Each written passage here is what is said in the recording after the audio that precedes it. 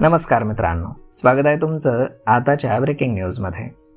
मित्रांनो, सरकारी रुग्णालयामध्ये जन्म घेणाऱ्या बालकांना सोन्याची अंगठी देण्याची योजना विविध ठिकाणी राबवली जाते।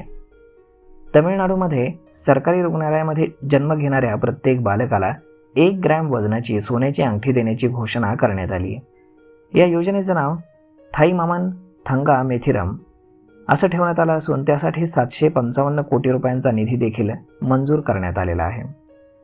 त्यामुळे सरकारी रुग्णालयांमध्ये जास्तीत जास्त लोकांनी डिलिव्हरी करून घ्यावी आणि या सगळ्या गोष्टीसाठी प्रोत्साहन देण्यासाठी म्हणून ही योजना सुरू करण्यात आली।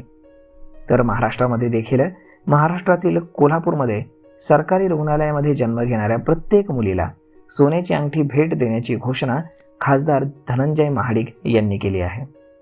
तमिळनाडू आणि महाराष्ट्रातील सरकारी रुग्णालयांमध्ये नवजात बालकांना सोन्याची अंगठी देण्याची ही योजना तुम्हाला कशी वाटते हे तुम्ही आम्हाला कमेंट करून नक्कीच सांगा। आणि जर हा व्हिडिओ तुम्हाला आवडला असेल तर आपल्या जवळच्या मित्रमंडळींसोबत देखील हा व्हिडिओ तुम्ही शेअर करायला विसरू नका। परंतु हे लक्षात ठेवा की महाराष्ट्रामध्ये जी घोषणा करण्यात आलेली आहे तर ती केवळ कोल्हापूरपुरतीच मर्यादित आहे, कारण तेथील स्थानिक खासदार धनंजय महाडिक यांच्याकडनं ही घोषणा करण्यात आलेली आहे।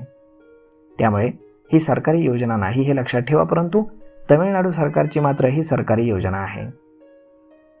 तर मग मित्रांनो, भेटूयात पुढच्या एका नवीन व्हिडिओमध्ये।